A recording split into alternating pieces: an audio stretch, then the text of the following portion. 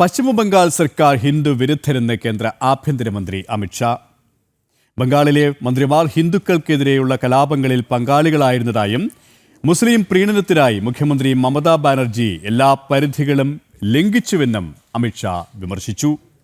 സർക്കാർ സ്പോൺസർഷിപ്പിലാണ് പശ്ചിമബംഗാളിൽ ഹിന്ദുക്കൾക്കെതിരെ ആയുധമെടുത്തതെന്നും കൊൽക്കത്തയിൽ BJP സംഘടിപ്പിച്ച പൊതുപരിപാടിയിൽ കേന്ദ്ര ആഭ്യന്തരമന്ത്രി വ്യക്തമാക്കി. പശ്ചിമബംഗാളിലെ മുർഷിദാബാദിൽ നടന്ന ഹിന്ദു വിരുദ്ധ കലാപം മമതാ സർക്കാർ സ്പോൺസർ ചെയ്തതാണെന്ന് കേന്ദ്ര ആഭ്യന്തരമന്ത്രി അമിത്ഷാ പറഞ്ഞു. ക്രമസമാധാനം നിലനിർത്താൻ BJP പ്രവർത്തകർ ഹൈക്കോടതിയിൽ പോയി BSF വിന്യാസത്തിന് ഉത്തരവ് നേടി. സ്ഥിതി ഗുരുതരമാക്കാൻ തൃണമൂൽ നേതാക്കൾ പരമാവധി ശ്രമിച്ചു. മന്ത്രിമാർ പോലും കലാപങ്ങളിൽ പങ്കാളികളായി. മുസ്ലിം പ്രീണനത്തിനായി മമതാ ബാനർജി എല്ലാ സീമകളും ലംഘിച്ചതായി കേന്ദ്ര ആഭ്യന്തരമന്ത്രി തുറന്നടിച്ചു. मुर्शिदाबाद में अभी हिंसा हुई. हमारा गृह मंत्रालय कहते कहते थक गया कि BSF को बुला लीजिए. हम नहीं बुलाएंगे क्योंकि BSF आती तो हिंदुओं की रक्षा करती. फिर हमारे कार्यकर्ता हाई कोर्ट गए.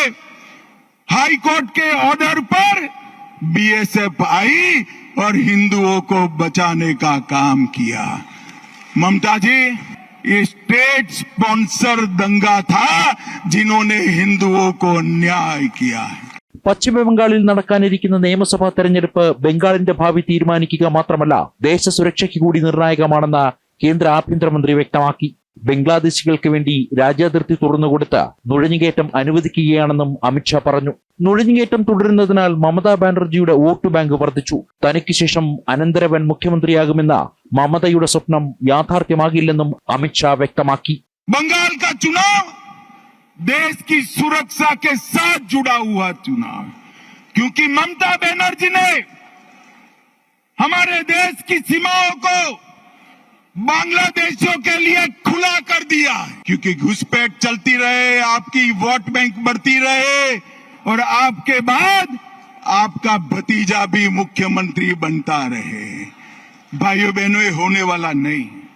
പാകിസ്ഥാൻ ഭീകരരെ എത്ര അനുകൂലിച്ചാലും ഭരിക്കുന്നത് നരേന്ദ്രമോദി സർക്കാരാണെന്നും ഓപ്പറേഷൻ സിന്ദൂർ അവസാനിച്ചിട്ടില്ലെന്നും മമതയെ ഓർമ്മപ്പെടുത്തുന്നതായും കേന്ദ്ര ആഭ്യന്തരമന്ത്രി പറഞ്ഞു. और ममता जी, आप जितना पक्ष लेना है उतना पाक प्रेरित आतंकवादियों का पक्ष ले लो. मैं बताकर जाता हूं, ये नरेंद्र मोदी सरकार है, ये भारतीय जनता पार्टी की सरकार है. ऑपरेशन सिंदूर समाप्त नहीं हुआ है. കൊൽക്കത്തയിൽ BJP സംഘടിപ്പിച്ച പരിപാടിയിൽ മമതാ ബാനർജിക്കും സർക്കാരിനുമെതിരെ അതിരൂക്ഷ വിമർശനങ്ങളാണ് അമിത്ഷാ തൊടുത്തത്. ജനം, ഡൽഹി.